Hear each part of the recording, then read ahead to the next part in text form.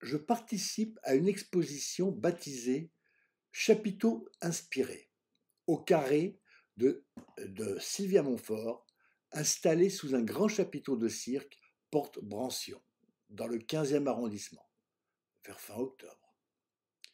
J'avais fait la connaissance de cette grande dame du théâtre et du cinéma en 1969-1970, quand elle monta son premier espace public, le Carré Torigny, rue de Torigny, dans le 3e arrondissement, face à ce qui deviendra plus tard le musée Picasso.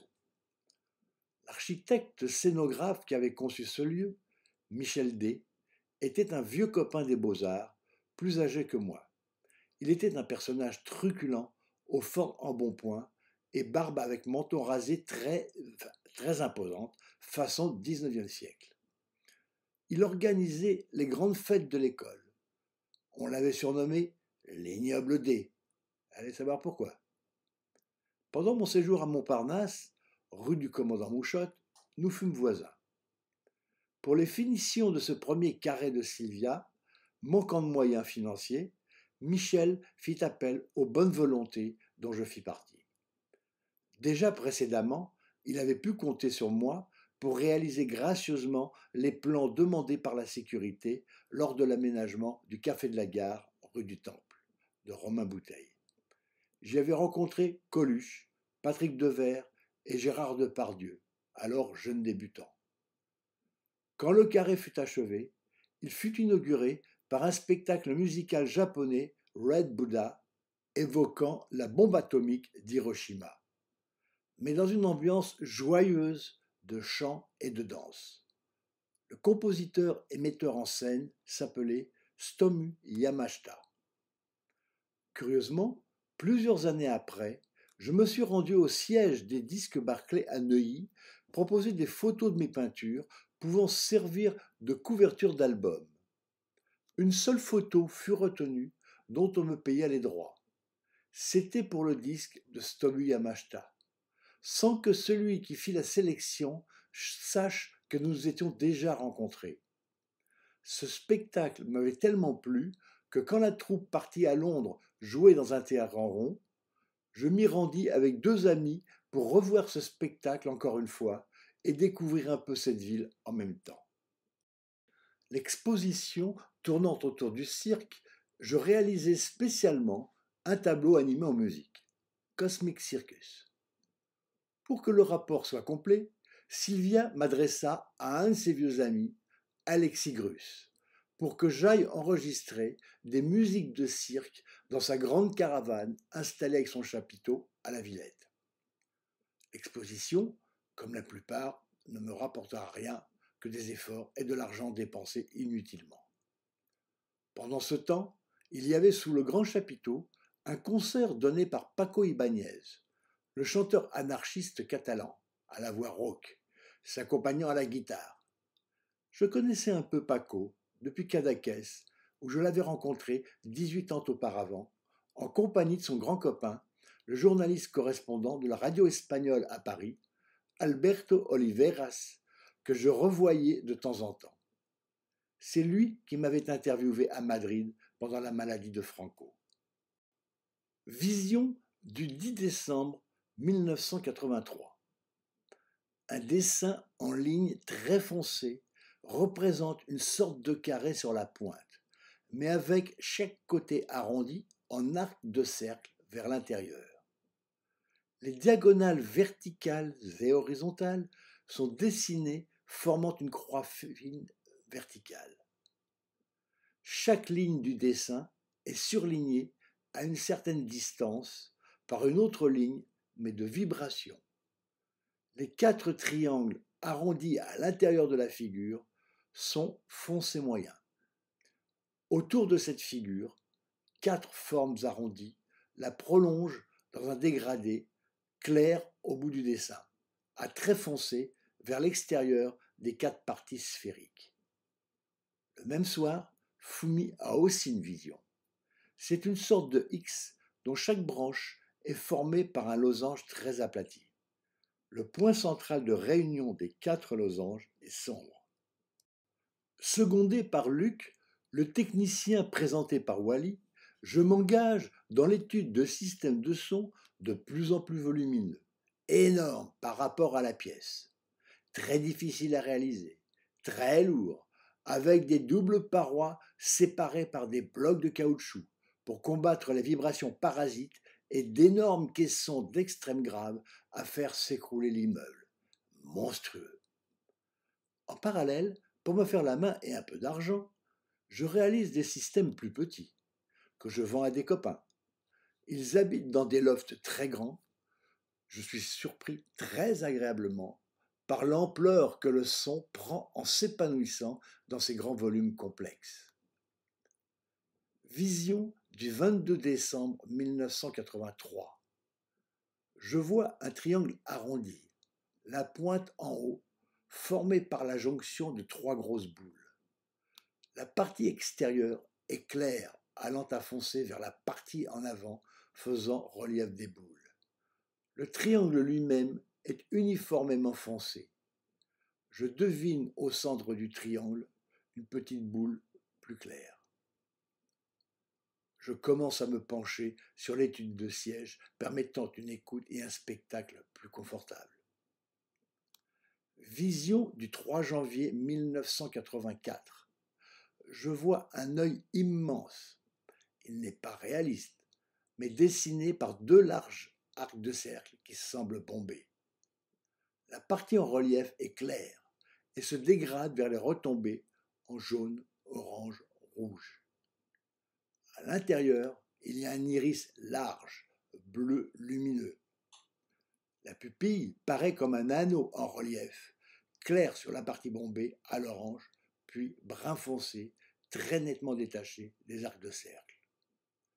Autour de cette pupille, il y a comme un rayonnement jaune clair allant à orangé, puis brun en bordure des arcs de cercle. L'œil est entouré d'une zone violette, s'estompant comme un maquillage en bleu sombre. Le 20 janvier, je pars à Lille, que je découvre comme une belle ville très chaleureuse. Je suis invité à présenter un tableau en spectacle aux arts et métiers, à l'occasion de la fête de l'école. On me demande de faire un speech après le spectacle. Je suis ému. Ça me fait une drôle d'impression, car c'est l'école d'ingénieur où j'aurais dû aller étudier si j'avais suivi la filière normale après le lycée technique au lieu de diverger vers les beaux-arts. Parmi les personnes qui ont essayé de faire connaître mon travail, il y a eu Guy Pedersen. Il avait été un contrebassiste de jazz réputé et recherché pour les enregistrements en studio. Il avait aussi accompagné le groupe vocal jazzy des Swing Singers, qui connut une période de gloire. Il se maria même avec une des chanteuses. Au moment où je l'ai connu, il tenait un stand d'objets antiques au puce de Saint-Ouen. Il disait que mes tableaux étaient des révélateurs de la musique. Si celle-ci était quelconque, le spectacle était pas mal quand même. Mais si elle était bonne, alors là, oh, c'était quelque chose. Il vendit un de ses tableaux à sa sœur, propriétaire d'un grand studio d'enregistrement à la Porte-Maillot sous le Palais des Congrès. Le 30 janvier, un de mes tableaux est loué par FR3 pour être filmé. Il représente des grosses boules s'éclairant en musique. Par superposition, on voit sur l'écran de télévision Cyrano de Bergerac les chevauchant dans un de ses voyages imaginaires. Dans le studio de tournage, je rencontre le chanteur Laurent Voulzy, très chaleureux. 1984 était une année rendue célèbre par l'écrivain George Orwell et son livre de science-fiction, qui n'était plus puisqu'on y était. Heureusement, il n'avait pas vu juste avec Big Brother is watching you. Le grand frère vous regarde. Peut-être avait-il placé la date un peu trop tôt seulement. Quand je présentais mes tableaux, je choisissais des musiques avec lesquelles j'avais constaté qu'ils s'exprimaient mieux. J'ai eu l'idée de les assembler de façon à raconter une histoire. J'ai voulu profiter de cette année particulière et j'ai construit 1984. Au début, il y avait une annonce faite par un de mes amis noirs américains qui recevait l'énergie. Il avait une voix grave, puissante, chaleureuse, avec un accent qui donnait une atmosphère très hollywoodienne. Il commençait. Big Brother vous parle. Don't be afraid. N'ayez pas peur. Je ne me souviens plus de la suite, mais il terminait par Come back to the future. Revenez dans le futur. Comprends qui peut. La musique commençait alors. Voici ce que j'ai tenté d'exprimer. Certains reconnaîtront peut-être les morceaux utilisés. Le 19e siècle finissant salue l'ère nouvelle du 20e siècle par Ainsi parlait Zarathustra, avec à la fois l'orgueil de la science triomphante et l'annonce d'un message de paix, mais avec quand même une pointe de nostalgie, d'inquiétude sous-jacente. La mer, les voyages, l'orgue, c'est la belle époque pour l'Occident qui s'endort sur ses lauriers par un carillon autosatisfait. C'est le calme. Mais attention, vient l'orage inattendu qui apporte le vent, la tempête de la destruction. C'est la guerre de 1914-1918. Les hommes s'entretuent. L'Allemagne orgueilleuse, triomphante, chevauche avec ses valkyries. Mais la France contre-attaque, évoquée par la Marseillaise de l'ouverture 1812 de Tchaïkovski.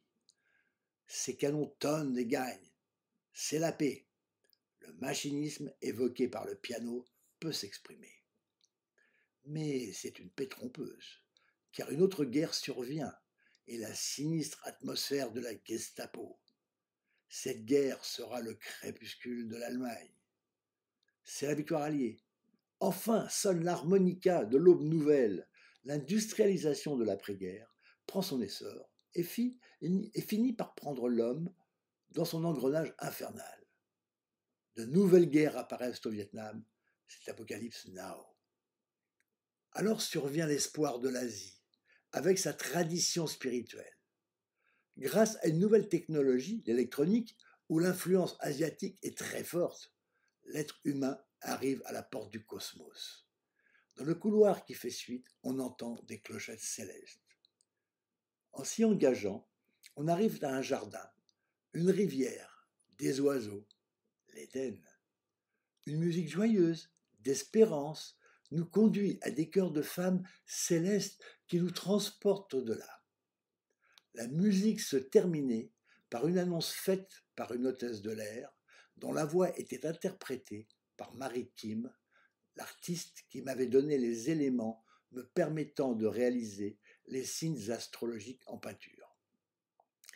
Nous espérons que vous avez fait bon voyage.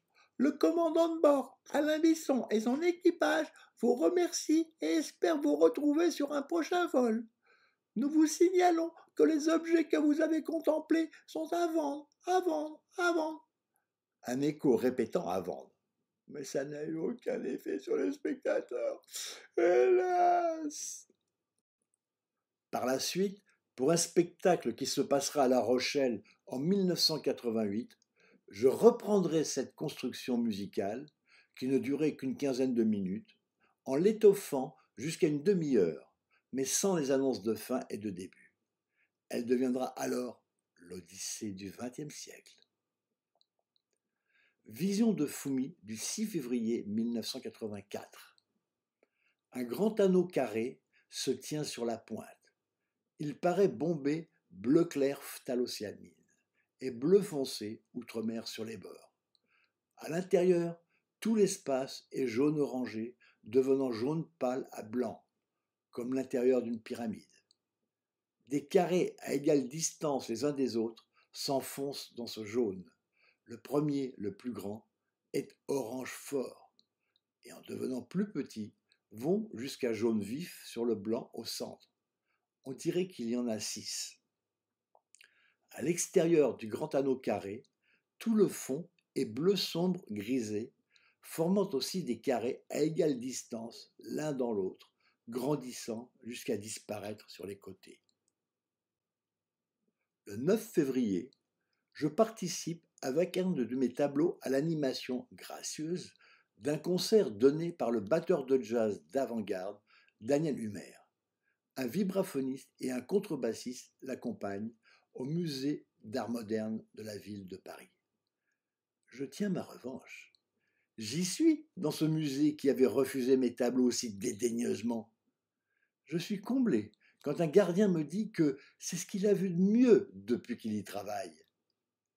J'avais connu Daniel longtemps auparavant, quand j'habitais rue Grégoire de Tours. J'allais l'écouter au Caméléon, un club de jazz juste à côté de chez moi. Il jouait un jazz moderne plus conventionnel que ce qu'il interprétera plus tard, entre autres avec Michel Portal. Je l'avais rencontré lui aussi quand j'habitais encore à Courbevoie. Il était amoureux d'une de mes jolies copines qu'il avait conduit chez moi pour me le présenter.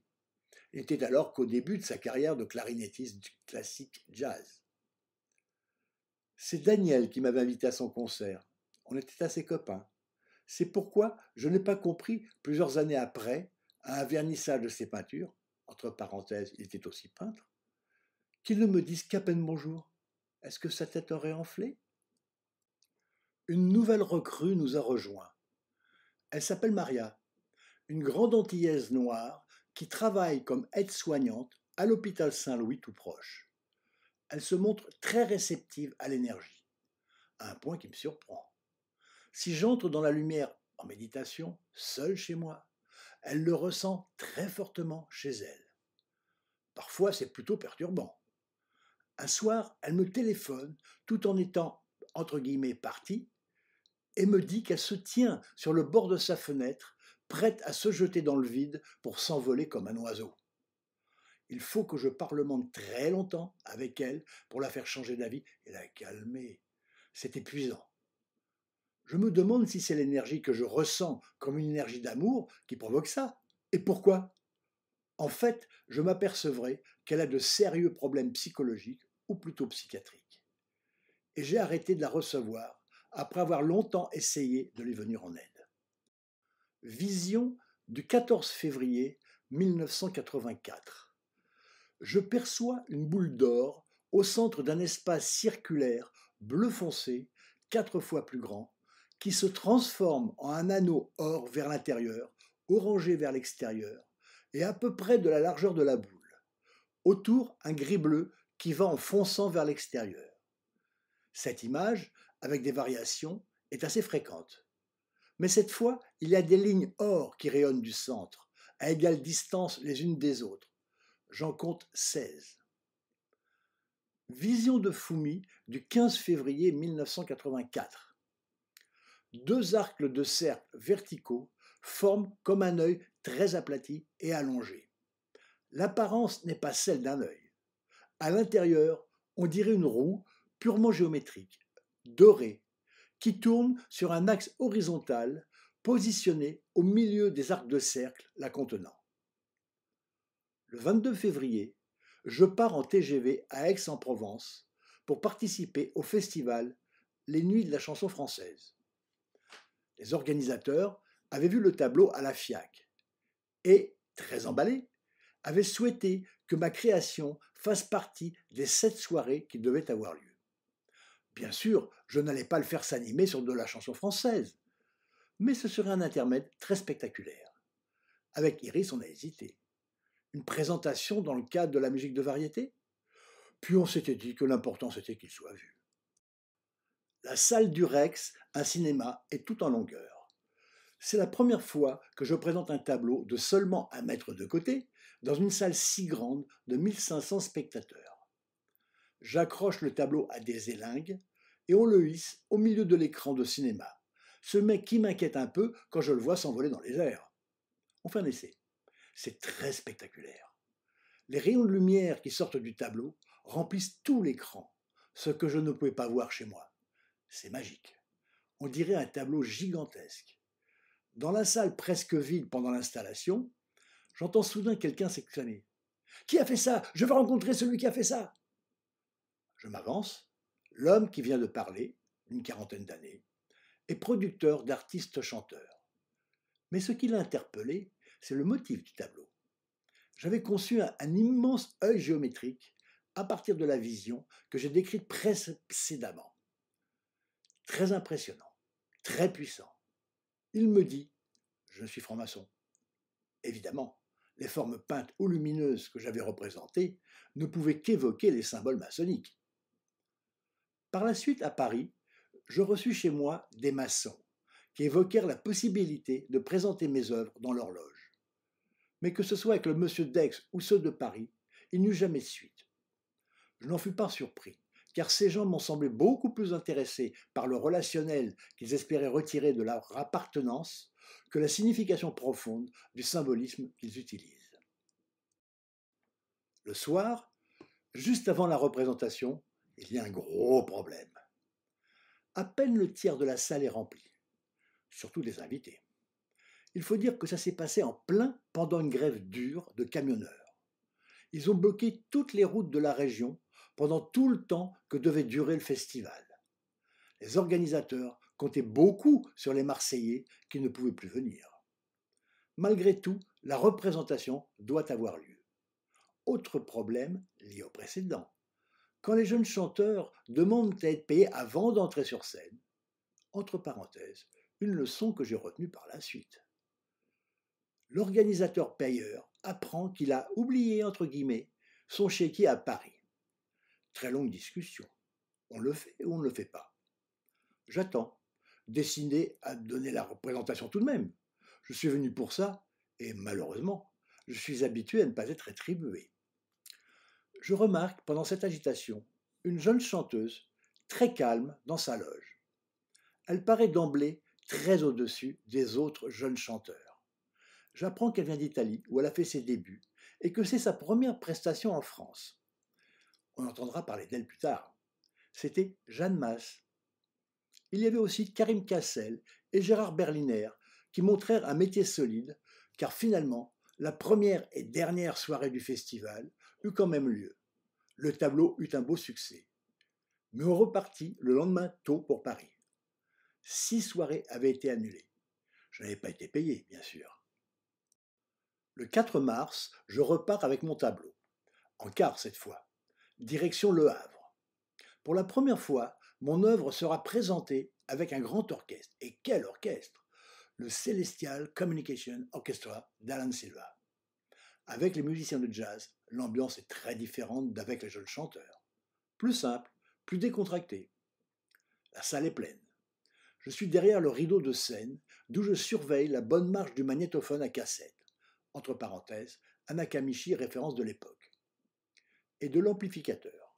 Le tableau était encore connecté à un ampli, et comme il fallait des micros extérieurs, j'en ai profité pour enregistrer le concert. C'était la première fois que je pouvais utiliser les micros que m'avait fait acheter Alain Dugas. Je peux observer Alan diriger l'orchestre avec fougue et passion. Il est éclairé par en dessous. Avec sa barbe hirsute et quelques dents absentes, il paraît diabolique. J'avais accepté d'être rémunéré comme un des musiciens.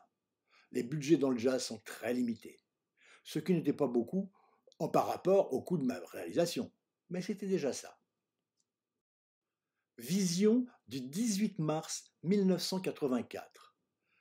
Une grande croix verticale, une boule bleue au centre. Les bras de la croix sont de la largeur de la boule et sont allongés 5 fois son diamètre. Les bouts sont carrés, vert émeraude se dégradant vers du jaune autour de la boule bleue.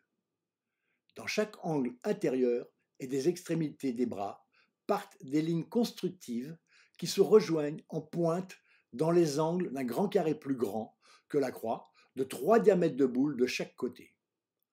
Tout autour de la croix, les plans formés par les lignes sont rouge sombre, presque noirs au contour immédiat, et se dégradant en montant vers les angles en rouge, orange, jaune, orangé, jaune, jaune pâle. On a un peu l'impression d'une meurtrière dans un château médiéval. J'en ferai un tableau. Nos réunions de transmission d'énergie se poursuivent régulièrement. Quelquefois, Colette, en dehors des séances, vient me tirer le tarot. Elle a beaucoup de talent, mais en dehors d'un passe-temps intéressant et d'une meilleure compréhension des événements passés, on ne peut rien en tirer pour le futur. Même si après des événements annoncés, on constate que la prédiction était juste. Les interprétations à l'avance sont toujours erronées. Ce n'est qu'après qu'on comprend vraiment. Vision du 31 mars 1984. Dans un grand carré, il y a au centre un grand cercle mesurant à peu près le quart du côté du carré. Il est uniformément clair, gris, bleuté. Autour partent quatre grandes branches très larges. Au départ du cercle, elles sont espacées du quart de son diamètre. Elles rejoignent les bords du carré au quart des extrémités. Les lignes ne sont pas droites, mais arrondies vers les diagonales du carré, donnant une impression de bombée. Ces branches sont foncées autour du cercle et s'éclaircissent en se rapprochant de l'extérieur.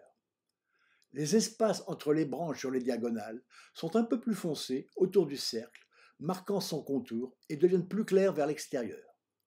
On a un peu l'impression de pétales de fleurs ou de bras accueillants largement ouverts. Dans cette période, mes tableaux influencés par les visions que j'ai eues ou que Fumi m'a décrites représentent un grand losange vertical ou horizontal dans différentes compositions.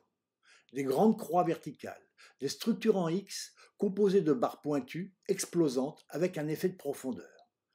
Des cadres carrés s'enfonçant l'un dans l'autre ou un œil exprimé de diverses manières. Et le couloir de l'infini ? J'ai fait plusieurs tentatives peintes pour essayer de le saisir, mais je n'en suis pas pleinement satisfait. Je n'arrive pas encore à comprendre comment le représenter. D'autant qu'en parallèle, les compositions lumineuses de petites lampes qu'il faut teinter une à une avec un vernis spécial et qu'il faut câbler dans le boîtier plat derrière la peinture me forcent à beaucoup de réflexion. L'animation avec les modules électroniques est un vrai casse-tête. Je prends en plus quelques beaux courts-circuits. C'est douloureux et effrayant. Donc pour l'instant, je laisse cette composition majeure en arrière-plan afin de mieux maîtriser les balais de lumières électroniques. J'essaye quand même de la saisir par morceaux, comme dans Métro Symphonie, où je m'attaquais seulement à la partie du bas. Simultanément, je pars dans des spéculations intellectuelles sur l'essence de la musique confrontée à la vision. Voici ce que j'écrivais fin avril. J'ai été conduit à la découverte d'un concept nouveau, au moins pour moi, à savoir qu'il n'existe qu'une seule musique débutant à notre naissance et se terminant à notre mort. C'est la musique des sons de la vie. Certains surpris s'écrieront « Mais toutes ces compositions, ces morceaux, ces chansons, ces symphonies !»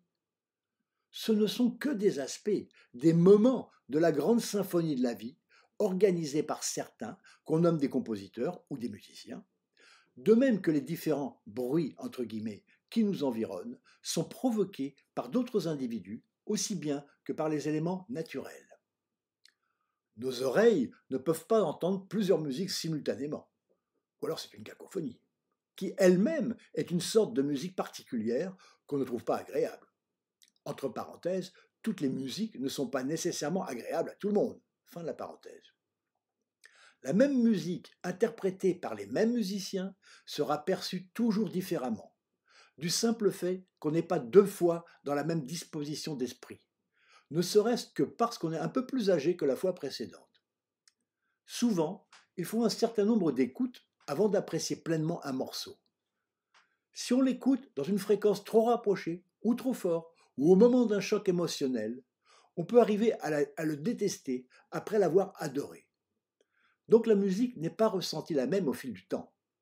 Les moments de cette musique qu'on nomme ainsi en opposition à ceux qu'on nomme bruit ont ceci de particulier qu'ils ont été créés par une conscience humaine et qu'ils ne sont pas reliés à des images du quotidien, que bien au contraire, la conscience qui perçoit une musique s'évade de ce quotidien dans un univers plus heureux, vers le bonheur, vers une abstraction de la non-pensée sans aucun effort, c'est-à-dire un univers de la conscience proche de l'état de relaxation ou de méditation profonde.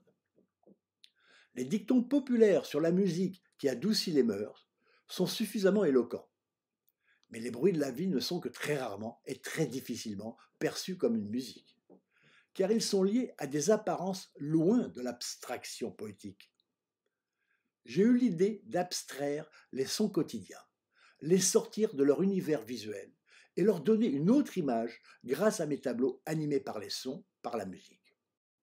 Ainsi, on peut se rendre compte que ces sons sont une musique. Ce qui, à mon sens, représente le plus cet univers matériel, écrasant, quotidien, c'est le métro, qui est très riche de sons divers, de musique. Mon projet est donc d'enregistrer les sons de la rue, du métro et d'autres sons naturels, de les assembler sous une forme inhabituelle et de les présenter en liaison avec un tableau dont j'ai esquissé les grandes lignes. J'ai intitulé l'ensemble de ce projet Métro Symphonie. Pour vérifier que mon intuition était bonne, je me suis fait prêter un magnétophone à cassette portable et avec mes bons micros, je suis allé prendre le métro en enregistrant sans arrêt. De la station Jacques-Bon-Sergent, à côté de chez moi, je suis descendu à la station suivante, Gare de l'Est. Puis j'ai pris la correspondance, tout en enregistrant. Et je suis descendu à la station d'après, Château d'Eau. Autre moyen d'accès pour se rendre à mon adresse. Quand je suis rentré, j'ai passé la borne d'une dizaine de minutes environ, telle quelle, à des visiteurs et visiteuses. C'était très impressionnant. Mais surtout, ils me parlaient ensuite de la musique qu'ils venaient d'entendre. Ils ne se rendaient plus compte qu'il s'agissait de bruit en réalité, grâce aux images du tableau qui l'accompagnaient. Vision du 29 avril 1984. Une étoile à 6 branches, pointe en haut. Le bord intérieur est rouge-brun qui se dégrade vers le centre en orangé, jaune, blanc au centre, tout en conservant la forme initiale. Elle apparaît en relief au milieu d'un carré présenté sur la pointe, dont les côtés sont 2 fois plus grands que l'étoile dans sa plus grande largeur. Chaque pointe rentrant ou sortant est reliée aux angles du carré. L'entourage de l'étoile est bleu clair allant à bleu foncé au bord du carré. C'est un bleu grisé entre phthalocéamine et outremer foncé. Mon intérêt pour la hi-fi m'a conduit naturellement à m'intéresser à l'acoustique. Le meilleur système de son ne vaut que par l'acoustique de la salle.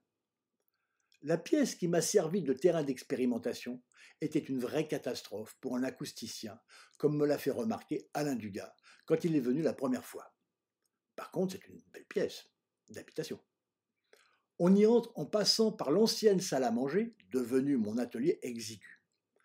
2 grandes portes s'ouvrent majestueusement dans cette pièce presque carrée de 4 mètres de large sur 4 mètres 20 de longueur. C'est presque un cube. Elle mesure 3 mètres sous plafond, cernée de belles moulures fin 19e siècle. En face, une autre double porte donne accès à ma chambre. Sur la gauche, 2 grandes fenêtres anciennes. Sur la droite, en bout de pièce, face aux fenêtres, une autre double porte donne accès à un couloir avec une autre fenêtre sur la gauche dans ce couloir. Le sol est en parquet. Tout ça vibre avec la musique. Et les proportions de la pièce sont championnes pour les ondes stationnaires parasites. Un vrai casse-tête. Si je réussis à supprimer tous ces problèmes, je pourrais envisager de traiter n'importe quelle pièce. J'ai commencé par retirer les doubles portes du couloir, qui est devenu un prolongement de la salle, permettant une échappée acoustique. Puis j'ai calfeutré sur toute sa surface la fenêtre du couloir, la condamnant.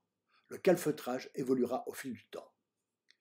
Au début, j'avais disposé les meubles comme dans une pièce d'habitation conventionnelle.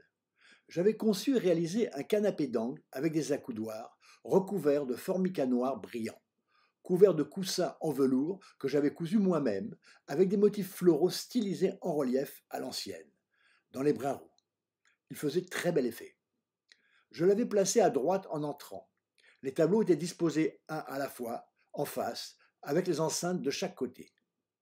Les fenêtres étant à gauche, je leur avais installé des rideaux épais pour atténuer les vibrations et recouvert les murs de feuilles de liège fines dans les brins foncés. C'était somptueux, mais un peu trop sombre. En plus, à la longue, je trouvais le son un peu étouffé, un peu bouchon de liège. Je l'ai pas. Ses capacités acoustiques ont disparu. J'ai expérimenté alors différents matériaux pour améliorer l'écoute.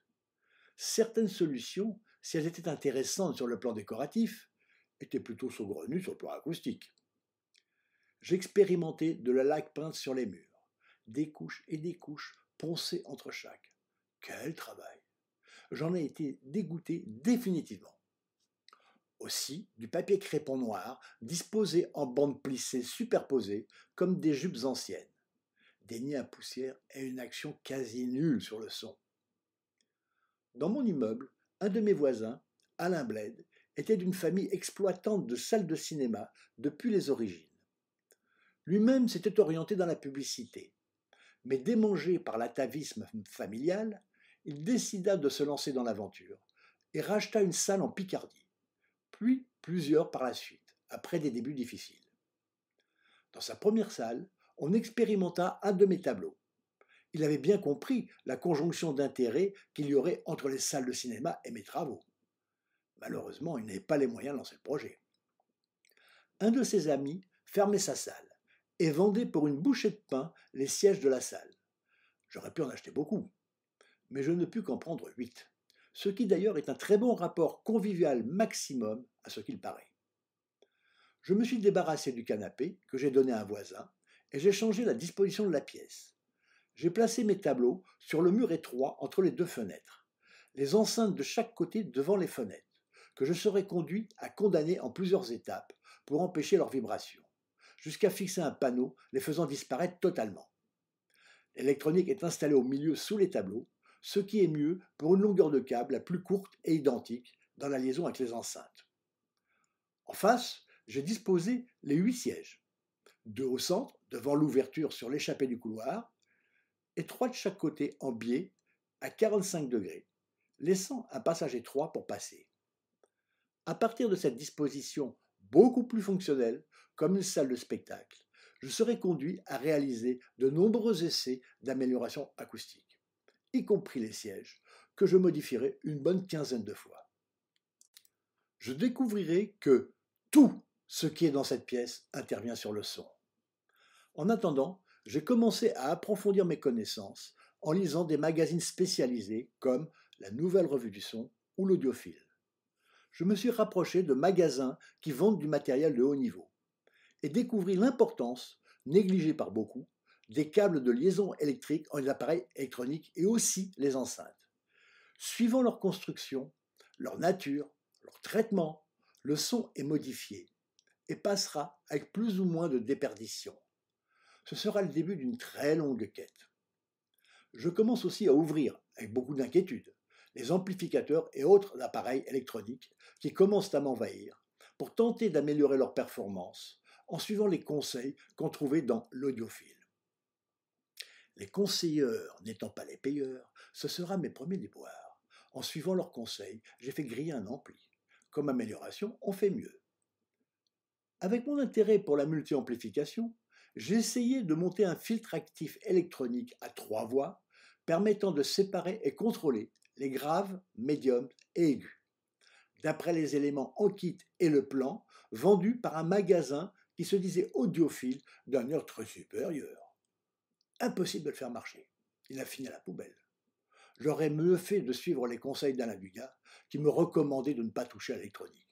Par la suite, ayant bien compris la leçon, je n'y ai plus touché. Vision du 6 mai 1984. Un grand anneau blanc. Les bords sont légèrement jaunes, orangés, rouges, bruns. On a l'impression qu'il est en suspension dans un ciel bleu-gris, foncé au centre, avec une petite boule blanchâtre, et se dégrade en bleu clair jusqu'à l'anneau et après vers l'extérieur. Vision du 8 mai 1984. Il y a comme une trémie carrée débouchant sur une ouverture environ 4 fois plus petite que la base de la trémie. Le fond de la trémie est bleu-gris foncé, devenant clair vers le grand carré. 3 ou 4 carrés, l'un dans l'autre et à égale distance, y sont dessinés. L'ouverture est blanche, avec une boule d'environ le tiers du carré central. Elle est blanche au centre, allant à bleu-gris foncé sur les bords. Des lignes fines jaunes claires partent de l'ouverture vers l'extérieur. En plus des 4 diagonales, j'en compte 4 par face à égale distance dans la direction du centre. Le 11 mai, après un premier spectacle au Havre, je repars avec le Célestial, direction Charleville-Mézières, dans les Ardennes. Malheureusement, ce soir-là, il y a la finale d'une coupe de football entre des équipes locales. À peine une cinquantaine de spectateurs se trouvent dans la salle. dure réalité du spectacle que je retrouvais, hélas, plusieurs fois. Je me suis installé au fond dans la cabine de l'éclairagiste et peux contempler le spectacle tout en jouant sur les éclairages. C'est magnifique. Par moments, les musiciens sont plongés dans le noir et le tableau explose. Par contre, eux ne voient pas. Ça vaut mieux. J'ai fait une expérience chez moi. Un musicien a essayé de jouer du saxophone ténor en contemplant le tableau. Au bout d'un moment, captivé par le spectacle du ballet de lumière, il s'arrêta de jouer, tout surpris de ne plus rien voir. Il avait totalement oublié que c'était lui qui l'animait, tant il était pris par le visuel. Sur la route du retour, Alan écoute la bande que j'ai enregistrée. Il est furieux. Il avait payé une société professionnelle pour enregistrer le concert, et il trouve que mon enregistrement, avec seulement 2 micros, est bien meilleur. Vision du 12 mai 1984. Il y a 4 lignes en X. Elles ne sont pas droites, mais ondulées.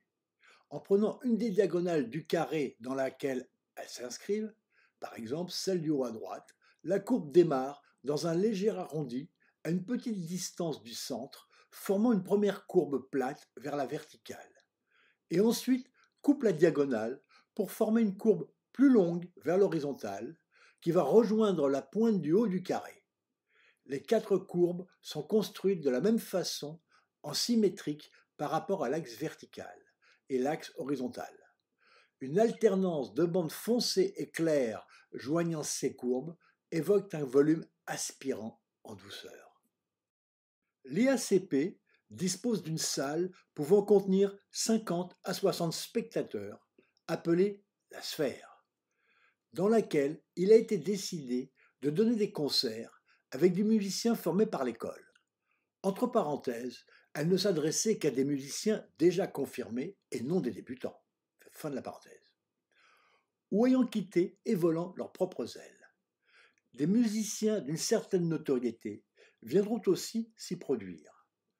J'inaugure le 19 mai une série d'enregistrements de différentes sortes de musique, plus ou moins issues du jazz d'improvisation.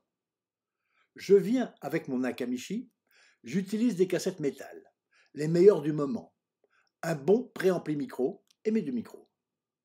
Les premiers musiciens sont le violoncelliste Didier Petit et le pianiste Thierry Bertrand. Ils se lancent dans une série d'improvisations free jazz que je trouve assez délirantes. Je suis content quand c'est terminé. Par la suite, accompagné généralement de Fumi, j'enregistrerai d'autres genres musicaux plus plaisants à mes oreilles. Certains se sont fait une certaine réputation depuis, comme Denis Collin ou Jeff Sicard. Et surtout le groupe des musiques des pays de l'Est, Bratsch. J'ai enregistré une bonne vingtaine de séances à la sphère, dans lesquelles il y avait quelques célébrités, comme le pianiste George Harvanitas ou le trompettiste américain Ted Curson. Ayant pris goût aux enregistrements, je suis allé aussi dans d'autres lieux, comme la Péniche Opéra, le Quai de la Gare ou le Citéa. Longtemps après, j'ai numérisé sur CD ces enregistrements d'une très bonne qualité. J'ai constaté ce faisant que les enregistrements analogiques, même réalisés avec beaucoup de soin, souffraient d'un affaiblissement considérable de niveau sonore dans le grave et les aigus. Il a fallu que je sois arrivé à un très bon niveau de reproduction réaliste pour m'en rendre compte avec certitude. Il a suffi de relever le niveau des extrêmes de 12 décibels quand même pour avoir une impression réaliste. J'ai été surpris de constater que très peu de musiciens se soient intéressés à venir écouter l'enregistrement de leur musique. Éric Lequim était un producteur de chanteurs et de spectacles que j'avais rencontré à Aix-en-Provence. Il aimait ce que je faisais et a essayé de me faire connaître dans le milieu du spectacle. Il profita de ce qu'il organisait un concert dans les arènes de Béziers avec Catherine Lara, la violoniste chanteuse rock, confrontée à un orchestre classique dirigé par Bernard Thomas, orchestre dont elle avait été le premier violon. Conférence de presse à Paris près de l'Opéra. Les premiers contacts avec la star sont très moyens. Comme il était question de la façon de relier le classique et le rock, je lui fais la suggestion de jouer une courte improvisation. On n'improvise pas devant 10 000 personnes, rétorque-t-elle. Bon, il est évident qu'elle n'a jamais joué de jazz. Mon transport et mon séjour me sont offerts, mais il n'y a pas de budget pour me rémunérer. L'objectif est d'intéresser mademoiselle pour de futurs spectacles. Les arènes de Béziers sont immenses. Elles peuvent contenir 15 000 personnes. Mais les organisateurs n'en demandent pas tant. Le terre-plein rempli, soit 7 000 spectateurs, leur suffiront. On a tendu une sorte de filet ou de toile percée en cas de vent, sur lequel le tableau est accroché. Vu du haut des gradins, il semble tout petit. Mais quand on fait des essais, la captivation est quand même là. J'avais entendu dire que Catherine Lara ne s'intéressait qu'aux femmes, ce qui est son droit. Mais je ne m'attendais pas à ce qu'elle manifeste une telle animosité agressive à l'encontre de tous les hommes, moi y compris. Elle ne daigne pas venir voir mon tableau pendant les essais. Le soir de la représentation arrive. Il n'y a que 700 entrées, dont plus de la moitié sont invités. Le spectacle a commencé. Le tableau fonctionne derrière Lara. À un moment de pause pour elle, mais où la musique continue, je m'approche et lui dis de regarder. Elle jette un bref regard ennuyé et jette « Ça va, tu peux le laisser ». Évidemment, il n'y a pas eu de suite. À peine rentré de Béziers, je repars le 14 juillet en avion. Cette fois, direction la Corse, à Ajaccio. Je suis invité par Charles pour découvrir sa nouvelle installation et surtout pour rencontrer le patron d'une discothèque et lui montrer un de mes tableaux qui pourrait l'intéresser comme décoration animation. Charles était le cousin de Paul, une de mes voisines, rédactrice en chef de magazine de mode, à l'époque où j'habitais rue du Commandant Mouchotte à Montparnasse. Alors que je préparais mon premier voyage au Brésil, ayant bien compris mon goût de l'aventure, elle nous présenta. Charles avait ouvert une boutique de pierres précieuses, originaire par partie du Brésil. Il se rendait à Rio de temps en temps, où il avait des contacts auprès de marchands de pierres. Il faisait un commerce pas complètement déclaré, ce qui m'allait, car ne sachant pas vraiment ce que j'allais faire, je n'avais pas envie de me retrouver prisonnier de déclarations officielles préalables. Il me donna de bons conseils et me forma sommairement. Je me suis pas trop mal débrouillé, car j'ai réussi à revendre à Paris les pierres magnifiques que j'avais achetées à Rio, le prix que j'avais payé. J'ai appris beaucoup de choses sur le commerce des pierres qu'on appelait autrefois semi-précieuses. Tout d'abord, j'ai été très touché par leur éclat, leur splendeur, leur luminosité, leur couleur, indépendamment de leur valeur marchande. Je ne pouvais pas savoir que c'était une sorte d'initiation à ce que j'allais connaître picturalement beaucoup plus tard. Mais j'appris à mes dépens que les pierres sont invendables. Le circuit est très bouché. Les lapidaires, surtout installés aux Pays-Bas, sont aussi propriétaires des mines dans le Minas Gerais au Brésil et contrôlent tout le marché. On m'a expliqué que si un bijoutier monte un bijou un peu conséquent, il ne paye les pierres que s'il vend le bijou. Sinon, il le démonte et les rend. Il n'y a que les pierres dites précieuses, comme les diamants ou les émeraudes, qui peuvent se revendre, et encore, en perdant beaucoup généralement. J'étais devenu copain avec Charles. Il avait 10 ans de plus que moi et faisait partie d'une famille corse célèbre dans certains, entre guillemets, milieux. Ses ancêtres ont eu leur histoire racontée dans les livres traitant du grand banditisme pour l'arraisonnement de cargaisons de cigarettes en pleine mer méditerranéenne ou des rapports avec ce qu'on a appelé la French Connection de trafic de drogue, entre autres. Du très sérieux. Mais sa cousine me dit que malgré les pressions amicales, il ne voulait pas faire partie de ce milieu. Il ne restait que sur les bords. Une fois, il m'invita à prendre un verre dans un bar discret près de l'Arc de Triomphe à Paris. Un de ses copains âgés vint le saluer. Après son départ, Charles me dit qu'il venait de sortir de prison. En plusieurs fois, il avait passé 30 ans enfermé. Il habitait dans la banlieue parisienne quand je l'ai connu. Puis, il avait décidé de retourner au pays. Quand j'arrive à Ajaccio, il me fait découvrir sa nouvelle propriété, très au-dessus des moyens que je lui connaissais. Un hôtel avec restaurant au bord de la mer, accompagné de sa plage privée payante. En plus, en circulant en ville, il me montre divers endroits et me dit « J'ai eu tout ça avec un sourire. J'en saurais pas plus, et je me suis bien gardé de lui poser la question. Il me donne un billet de 500 francs. Je lui demande pourquoi. Il me dit qu'on va faire la tournée des bars, et me demande de faire comme lui. Il précise, ne dis rien. Si tu parles même de choses intéressantes, ils vont se dire, oh, celui-là, il parle trop. Mais si tu te tais, ils vont penser que tu sais écouter. Donc tu dois être très intelligent. Curieux état d'esprit. Donc je l'accompagne, et à chaque fois qu'il a offert une tournée, au bout d'un moment, j'en offre une aussi. On doit croire qu'à la fin, on était dans un drôle d'état. Pas du tout. On ne buvait que de l'eau minérale. Je me suis demandé pourquoi il faisait le tour des cafés à offrir des tournées. Des années après, j'ai eu la réponse en écoutant les informations à la radio. Un élu local, Charles X, était chez son coiffeur, avec qui il avait eu des mots.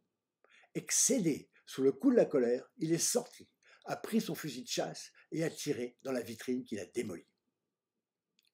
Le dernier soir de ma visite à Ajaccio, entre parenthèses, inutile professionnellement, n'ayant réussi aucune vente, fin de la parenthèse. Il m'invite dans une boîte de nuit très chic, tenue par des amis à lui. On est reçu chaleureusement à une table particulière avec les patrons et leurs amis. Que des hommes, tous très âgés. J'ai l'impression de voir des clones de Tino Rossi, en costume rayé et cheveux gominés plaqués sur le crâne.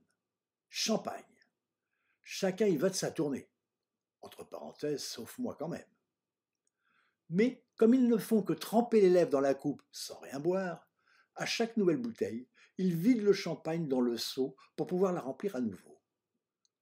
En dansant, je rencontre un membre de l'équipe du vol qui m'avait transporté à l'arrivée, Corse lui-même. On échange quelques plaisanteries. Le lendemain, je le retrouve sur le vol de retour. On parle de la soirée. Il me demande si je connaissais les personnes avec qui je prenais un verre la veille au soir. Je lui dis que non. Il m'apprend alors que c'étaient tous les parrains d'Ajaccio. Rentré à Paris le 17 juillet, sans souffler, je donne un spectacle à l'American College devant un public ravi de jeunes étudiants. On me demande après de faire un discours. Un peu embarrassé, connaissant mes nombreuses lacunes en anglais, je me lance, et quand je leur demande s'ils arrivent à me comprendre, je suis tout surpris d'apprendre qu'ils me suivent très bien et adorent mon accent français. Vision du début juillet. Elle est entièrement dans des bleus grisés de foncé à clair. Il y a une boule au centre, à 5 fois son diamètre. Il y a 8 formes, angles, arrondis, partant vers l'extérieur, comme des rayons espacés du diamètre de la boule. Les espaces rayonnants sont positionnés sur les axes verticaux, horizontaux et diagonaux. On me fait rencontrer le patron dynamique d'une discothèque de Pontoise, le Mille Pattes. Mes créations l'intéressent et il me commande la réalisation d'un logo animé par la musique pour son club. J'aime beaucoup avoir des commandes. En dehors de l'intérêt financier, elles m'ouvrent des horizons différents. Et c'est beaucoup plus reposant que le casse-tête que représente ma recherche principale du couloir de l'infini, qui est toujours en arrière-plan de mes réalisations. Il me prendra d'autres tableaux pour l'animation de sa boîte. Ce n'est pas la meilleure façon de présenter mes créations, mais au moins ça distrait les gens. Déjà 2 ans auparavant, j'avais conçu des œuvres pour une discothèque en Belgique. Un article était paru sur mes travaux en 1981 dans Il Magazine. Il traînait dans une salle d'attente d'un dentiste ou d'un docteur. Un décorateur l'avait lu, avait noté mon numéro de téléphone qui était inscrit. Il m'appela d'Anvers et se déplaça avec son épouse collaboratrice pour voir mes créations. Le soir même, il me passa une grosse commande. C'est la seule fois où un article paru dans la presse m'a rapporté directement une vente. J'entreprends l'étude d'un tableau commandé par l'IACP. Éole. Alain Silva souhaite pouvoir s'en servir dans une salle de, entre guillemets, perception. Il y fait visualiser certains sons à ses élèves musiciens. Je n'ai pas bien compris ce qu'il voulait faire. Je ne le suis pas dans cette voie qui me semble un peu confuse et qui échappe à mon propos. Ce tableau ne lui convenant pas tout à fait, je lui échange contre un autre, Topaz solaire, qui lui convient beaucoup plus. Parmi ses élèves musiciens, il y a une jeune orthophoniste très intéressée qui, en se saignant aux quatre veines, me commande un tableau plus petit qu'elle compte utiliser dans un but thérapeutique. Béatrice me dira des années après que ce tableau lui a été très utile, qu'il a eu beaucoup d'effets, et elle m'a même affirmé qu'il avait sauvé la vie d'une personne. Elle m'a dit aussi que des scientifiques étaient très intéressés, dont certains faisant des recherches sur le cerveau. Mais comme elle ne me les a jamais présentés, je n'ai pas pu développer mes recherches dans cette direction. Le 17 octobre 1984, Iris Claire me présente un client potentiel. Elle l'a connu par un grec jouant sur leur origine commune. Il s'appelle Dimis Michaelides. Il est chypriote grec, parle parfaitement français, sans accent, et a vécu longtemps aux USA, où il a achevé des études brillantes de haut niveau. C'est un jeune marié avec une américaine, camarade d'études. Elle aussi parle parfaitement le français. Suzanne était séduite par sa bonhomie, sa truculence, sa voix grave et puissante, son embonpoint, ses cheveux frisés et sa petite moustache retroussée aux extrémités effilées, lui donnant l'allure d'un dompteur de lion du XIXe siècle. Il craque très fort pour mes créations et m'achète immédiatement un tableau animé en musique, à travers le mur. Bien qu'il ait un poste important, bien rémunéré, dans une société américaine multinationale, fabriquant entre autres des pesticides, c'est un gros investissement pour lui qui vient à peine de s'installer à Paris. Il deviendra mon plus grand supporter, meilleur client et grand ami, au fur et à mesure du temps. Il ne comprendra pas, comme d'autres, que ce que je fais ne soit pas plus reconnu. Mystère. Dans l'Antiquité, on disait que les Grecs étaient très admiratifs des Celtes et de leur culture, mais ne comprenaient pas leur perception métaphysique. De ce point de vue, Dimis a confirmé la tradition grecque. Dans les œuvres qu'il m'acheta par la suite, aussi bien en peinture, jeu de lumière, système de son, il ne perçut que la beauté formelle, mais apparemment jamais la dimension ésotérique, métaphysique, spirituelle. Il révéla des talents cachés. Il chantait en concert avec un groupe de musique méditerranéenne, Jéphira, en grec, en espagnol, en français, en anglais. Il pratiquait aussi la magie avec les cartes à jouer et n'aimait pas qu'on dise prestidigitation. Il était surtout adepte du close-up, c'est-à-dire les tours pratiqués très près du spectateur. Il en réalisa plusieurs chez moi avec mes cartes à jouer ou une pochette d'allumettes qui traînait sur la table, sans qu'il ait pu préparer quoi que ce soit. C'était époustouflant. On pouvait vraiment parler de magie. Un soir, il m'invita à un festival de magie se déroulant au cirque d'hiver et réservé aux professionnels. Au dîner préalable, des magiciens se succédaient aux tables avec des tours plus surprenants les uns que les autres.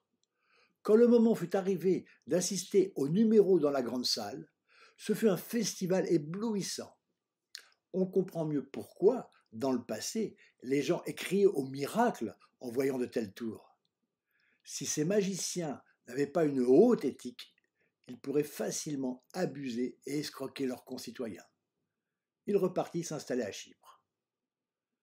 Ce fut le seul client qu'Iris m'apporta pour mes tableaux. Par contre, en novembre 1982, elle m'avait obtenu une commande des parfums Caron. Ils avaient un nouveau parfum nocturne dont la bouteille était décorée par un tableau inspiré du peintre Delaunay. On me demanda de le reproduire en 2 exemplaires, grand format, animés par la musique, qu'ils installeraient temporairement dans les vitrines de leur boutique. Ce fut pour moi l'occasion de développer mon concept d'art total. J'inventai, en théorie seulement, dans un article publié par Vogue, des canons à parfum.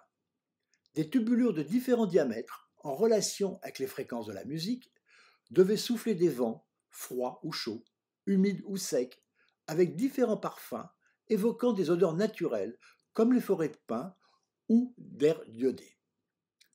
J'avais établi un tableau de corrélation entre les parfums naturels, les couleurs, les formes, les fréquences de son. L'art total aurait donc été constitué des tableaux pour la vue, de la musique pour l'ouïe, du vent pour le toucher, des parfums pour l'odorat et du goût léger de ces parfums sur les lèvres. Quand j'en parlais au nez de chez Caron, ils me mirent en garde contre le mélange des parfums pouvant produire des résultats tout à fait inattendus et souvent très désagréables. J'abandonnai donc le parfum et le goût associés, mais j'essayais quand même le vent pour le toucher. J'ai installé dans ma pièce 4 petits ventilateurs, 2 de chaque côté, pilotés par une intensité forte de la musique. Ça marchait. C'était très agréable dans un premier temps, mais on finissait par s'enrhumer. Et le temps que le vent nous parvienne, la correspondance avec la musique n'était plus évidente. Exit le vent. Finalement, si l'art total a pour objectif une transcendance, la vue et l'ouïe suffisent largement, les autres sens ayant une fonction beaucoup plus matérialiste, terrestre. À l'occasion de ces expériences, on m'avait confié une puissante machine à fumer de spectacle. Je reçois un visiteur non prévenu. J'ai disposé la buse de sortie de fumée juste sous son siège. À un moment, pendant la musique, je lâche la sauce, entre les jambes. J'espère qu'il n'aura pas de crise cardiaque en voyant jaillir brutalement ce jet puissant de fumée blanche. Je suis allé un peu trop fort. On ne voit plus le tableau. On se croirait en plein nuage. Progressivement, la lumière animée réapparaît. C'est magnifique, féerique, somptueux. Dommage que cette fumée laisse une odeur et un goût de glycérine désagréables. Mes visiteurs me servent de cobaye, sans que je les prévienne avant. Ça fausserait le résultat. Ça va, celui-là a tenu le choc et survivra. Je n'abandonne pas facilement une idée. Il m'est arrivé plusieurs fois d'en reprendre une plus tard, mais sous un autre angle, une autre approche. Ainsi, l'idée de pulser un parfum m'a poursuivi. J'ai abandonné le fait qu'il soit relié à la musique en conservant seulement l'idée de créer une ambiance particulière. Un visiteur m'avait dit, après avoir contemplé en musique un de mes tableaux rigoureusement géométriques, qu'il avait ressenti de l'amour émotionnel, mais aussi physique, sexuel. J'ai pensé qu'il serait amusant d'observer la réaction des spectateurs, à qui on ferait sentir, à leur insu, un parfum aphrodisiaque diffusé à certains moments du spectacle. Accompagné de Fumi, un soir, je suis allé à Pigalle faire le tour des sex shops. Une prostituée compatissante, après lui avoir exposé le but artistique de ma recherche, nous adressa à une bonne boutique où elle se fournissait elle-même pour ses accessoires professionnels. Le jeune patron, amusé et intéressé par cette démarche sortant de son ordinaire plutôt ennuyeux, nous avoua qu'en réalité, il n'existait pas de parfum réellement aphrodisiaque. Tout ce qu'il vendait pouvait à la rigueur favoriser une ambiance déjà créée, mais c'était tout. Devant la complexité inouïe de la liaison entre la peinture et les jeux de lumière que j'avais beaucoup de mal à maîtriser, Iris Clair me fit la suggestion de laisser les toiles blanches.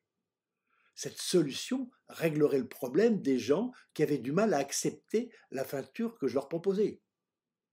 J'ai eu du mal à digérer cette proposition, car mon point de départ était une peinture animée, et le couloir de l'infini, et toutes ses visions. Finalement, j'acceptai en peignant quand même l'envers de la toile en bleu d'une façon beaucoup plus simple, pour donner de la profondeur et structurer l'image de lumière.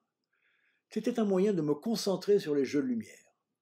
J'attaquai alors une série de petits tableaux, avec dans chacun un seul effet de lumière particulier, que je pouvais plus facilement étudier, travailler, contrôler, maîtriser. En plus, ils étaient beaucoup moins coûteux à réaliser, et pouvaient être plus facilement accessibles financièrement. C'était le début de ma période blanche. Je l'inaugurais en utilisant des micros intégrés dans le tableau. Il n'était plus nécessaire de relier le tableau à un ampli. Je réalisais en particulier une série avec un certain succès qui s'appelait Eclipse. Hélas, elle sera prémonitoire, car progressivement, en raison de la recherche principale du couloir de l'infini, et surtout celle qui m'emprisonnera insidieusement la maîtrise du son, je serai de plus en plus retiré du monde, éclipsé. Le 27 décembre 1984, je suis dans le train pour Mulhouse. J'avais passé une petite annonce dans la Nouvelle Revue du Son et j'ai enfin une réponse. Un monsieur m'a téléphoné. Il dispose de ce superbe filtre électronique à 5 voix et s'apprête à me le vendre. Seulement, il habite en Suisse et il faut que je me déplace. Qu'à cela ne tienne, quand on est pris par la passion. Je rencontre ce monsieur, achète l'appareil sans pouvoir vérifier s'il marche. Le risque est minime. Il n'y a rien de fragile ou s'usant dans un tel appareil. Je rentre essayer le système. La partie électronique est devenue très encombrante, occupant toute la place entre mes grosses enceintes inspirées des Infinity.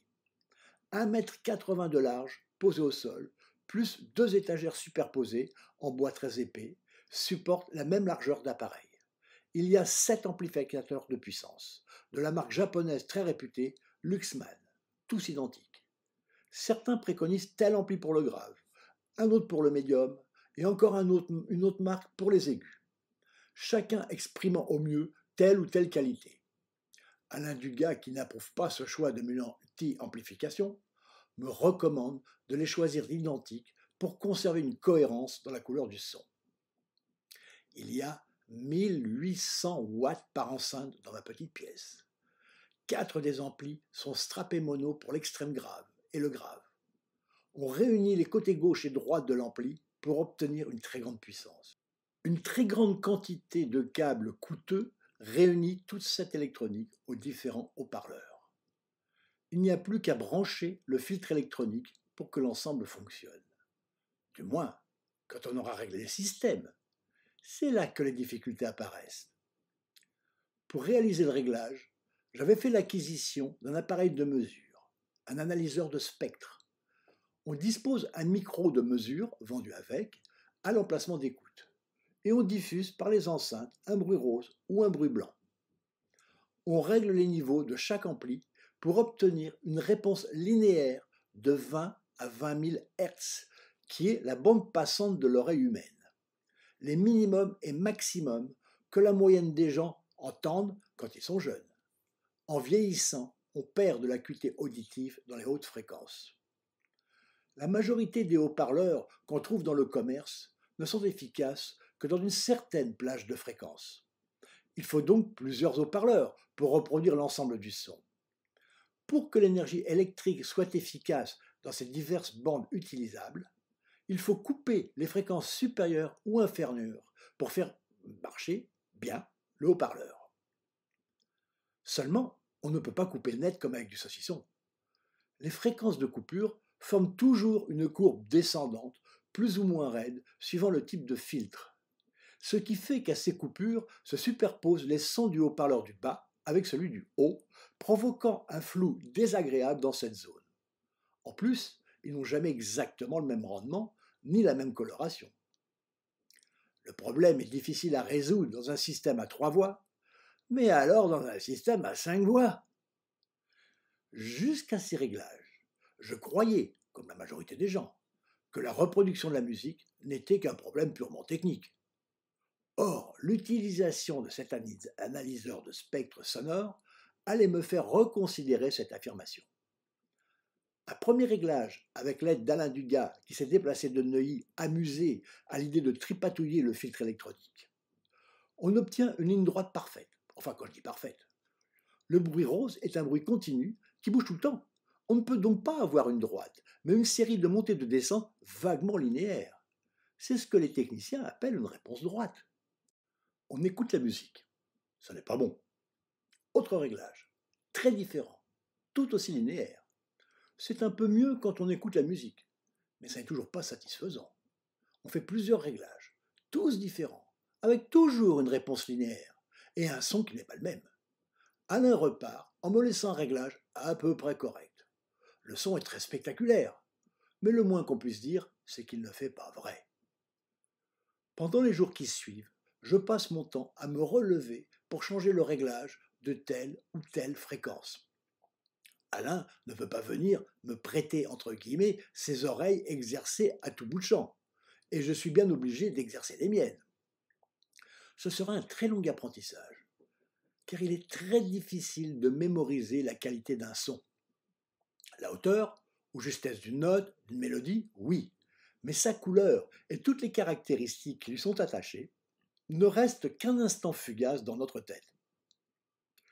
Je commence à me rendre compte des limites de la technique pour reproduire la musique et je me mets à réfléchir. À l'origine, la musique, c'est du son qu'on trouvait dans la nature. Qui reproduisait la nature autrefois sans jamais prétendre à une reproduction à l'identique, comme l'affirme le marketing audiophile? Les peintres, les artistes peintres. Ils la reproduisaient avec leur sensibilité et leur émotion qu'ils souhaitaient nous transmettre, utilisant aussi des techniques assez sophistiquées, sans qu'ils en s'en fait étalage, sans arrêt, comme chez les vendeurs de chaînes hi-fi. À partir de ce constat, j'ai décidé d'aborder la reproduction du son, non plus en technicien, mais en artiste. Quelle différence y a-t-il? Un technicien va reproduire, généralement très bien, ce qu'on lui aura enseigné, sans qu'il remette en question les dogmes qu'il aura appris. Toutes ces réalisations reposeront sur des mesures données par des instruments dont il ne remettra pas en question la pertinence, et qui, de toute façon, ne traitent que certaines parties du son, à la fois, et jamais la globalité que perçoit l'oreille humaine. Les plus audacieux essaieront tout juste d'améliorer ce que leurs prédécesseurs auront réalisé. Ils seront prisonniers du marketing et des contraintes commerciales. Un artiste ne se servira que de ses sens comme instrument de mesure, la vue et surtout l'ouïe dans une perception globale. Il observera les réalisations existantes, remettra en question les valeurs établies et s'engagera dans des directions inattendues, souvent en impasse, avant d'aboutir à une réalisation originale dont la musique paraîtra plus vraie. Mais c'est beaucoup plus long. Il faut dire aussi que si la vue peut se contenter, ou même aimer, un flou artistique comme avec les impressionnistes ou le pointillisme, l'oreille a besoin de précision réaliste, ou même hyper réaliste, pour être pleinement satisfaite. L'expérience montrera que s'il est impossible de reproduire la réalité sonore, il est par contre tout à fait possible de ressentir une impression de vrai, ce qu'on n'a pas avec les systèmes commercialisés, même les plus chers. Désormais, j'ai refusé toute technicité et instrument de mesure, même dans le vocabulaire, pour ne pas restreindre les ouvertures de l'esprit. J'ai développé une méthode de travail dans laquelle les seules mesures sont effectuées par mes oreilles. Je m'assois face aux enceintes, au milieu. Je lance un disque avec une grande masse orchestrale et vocale à forte amplitude dynamique comme le Requiem de Mozart. Je me plonge dans le noir total. J'ai remarqué que la moindre lumière diminue la concentration sur le son, même les yeux fermés. Au préalable, j'ai apporté une modification d'un seul côté du système, ou plus tard de l'acoustique de la pièce. Au bout d'un moment, le côté le moins bien commence à apporter une gêne qui grandit jusqu'à provoquer, parfois, une douleur dans l'oreille. Attention, il y a plein de pièges. Le cerveau est enclin à préférer ce qui est nouveau, avant de changer d'avis. Aussi, il faut faire une écoute prolongée, jusqu'à une demi-heure, pour obtenir des certitudes. Au début de l'écoute, on se dit « Ah oui, c'est mieux », puis non, puis oui, etc. Ne m'en sortant pas avec mon filtre électronique, j'ai commencé à retirer l'amplificateur des extrêmes aigus que j'ai relié à celui des aigus avec juste un petit condensateur comme filtrage. Le résultat était meilleur. De proche en proche, j'ai retiré tous les amplis, ne conservant qu'un seul en stéréo. Puis j'ai remplacé le filtre électronique par un filtre passif conventionnel constitué de différentes selfs et de condensateurs. Le résultat était nettement plus cohérent, convaincant. J'étais redescendu à 250 watts par enceinte. C'était encore beaucoup, mais quand même, quel résultat encore plus impressionnant qu'avec la forte puissance. Cette expérience n'a pas du tout été négative. Elle était riche d'enseignements et m'a permis de voler enfin de mes propres ailes, et parmi mes autres casquettes, de porter celle de sculpteur de son. En parallèle de mes tableaux électroniques animés en musique, devenus blancs, je continue ma recherche du couloir de l'infini, en essayant, dans des versions simplifiées ou réduites ou partielles, de trouver comment peindre, représenter cette structure. Alors que les 10 ans précédents, je me sentais sûr de moi, ne demandant conseil à personne, je deviens hésitant et demande la collaboration de Fumi. Progressivement, j'en arriverai à demander leur avis à tous mes visiteurs. Bien évidemment, leurs avis ne m'apporteront aucune réponse. Vision du 22 janvier 1985. Une fleur constituée de 8 pétales identiques. Ils partent d'un cercle foncé au centre duquel il y a une petite boule claire. Les pétales s'épanouissent en laissant entre eux comme des rayons foncés qui rejoignent le fond extérieur uniformément bleu nuit. Les rayons sont positionnés sur les axes horizontal, vertical et diagonal. Chaque pétale, à son extrémité, est arrondi de chaque côté et forme comme une pointe au centre. Le bout du côté de la pointe est rouge et se dégrade en orangé vers le centre. Vendredi 8 février 1985. Concert dans l'église Saint-Pierre de Montmartre, une des plus vieilles églises de Paris, entre le Sacré-Cœur et la place du Tertre. Pour la première fois, mon œuvre va être présentée en spectacle à part égale avec le chœur des petits chanteurs de l'abbaye de Montmartre. J'y suis convié par une jeune femme très dynamique, vive, spirituelle et cultivée. Une belle Alsacienne que j'ai rencontrée dans un dîner 3 ans auparavant. Francine a un charmant mari, Claude, qui travaille dans une banque. Son père est un industriel important près de Sélestat en Alsace. Elle apprécie beaucoup mon travail et profite de ce qu'elle est liée à la chorale par ses enfants. Elle habite à côté du Sacré-Cœur pour organiser ce concert, me permettant de montrer un de mes tableaux spectacles à un large public parisien. Malheureusement, il n'y aura pas assez de budget pour que je puisse être rémunéré, comme c'est trop souvent l'habitude. Craignant que les chœurs ne produisent une musique un peu trop répétitive pour l'expression du tableau, j'obtiens qu'entre la première et la deuxième partie, il y ait un intermède avec un trio de musiciens, qui seront, eux, rémunérés. Ce sont des musiciens que j'ai connus avec le Célestial ou les enregistrements à la Sphère. Il y a Didier Petit au violoncelle, Jean Kerlier à la flûte et Denis Collin à la clarinette basse. Ils interpréteront un morceau conçu d'après mes souhaits, musique hors du temps. Pour ce spectacle et les autres à venir, j'avais mis au point un tableau très spectaculaire, La Porte de Lumière. Il était complètement blanc, mesurait 1 mètre par 1 mètre et se positionnait sur la pointe. En illustration des difficultés que j'avais rencontrées pour mettre au point les compositions lumineuses et leur animation électronique, sachez que c'était la 18e version que je présentais ce soir-là. On l'avait accroché au centre d'un grand écran blanc suspendu devant la porte d'entrée de l'église, sous l'orgue qui était en réparation.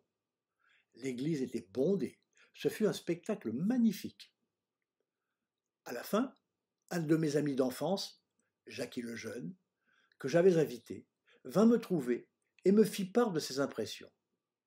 Pendant la première partie du spectacle, il était assis devant où je lui avais réservé un siège. C'était à peu près 3 fois la distance qu'il avait chez moi pour contempler un tableau spectacle, soit 11 ou 12 mètres. Il me dit qu'à la deuxième partie, il quitta son siège et alla tout au fond de l'église, soit une trentaine de mètres. Il avait préféré. Devant, il avait bien aimé, mais loin, la fabrication humaine disparaissait et le tableau semblait être un vrai joyau de lumière animée. Quand on dit que ces tableaux dégagent de l'amour, Marie Kim, l'artiste qui m'avait communiqué les informations concernant les signes astrologiques, est arrivée en retard. Elle se tenait debout tout au fond. Arrive Jean-Marie, un saxophoniste de jazz que j'avais enregistré à la Sphère. Il se retrouve à côté d'elle. Ils ne se sont plus quittés et ont habité ensemble pendant de nombreuses années. Ce spectacle laissa une impression durable à de nombreuses personnes. Francine se révéla une grande amie, parfaitement désintéressée, qui devint au fil des années mon plus fidèle et plus fort soutien. D'avoir arpenté cette ancienne église romane pendant la préparation et le spectacle ramena à la surface mes anciennes amours des beaux-arts et de l'architecture.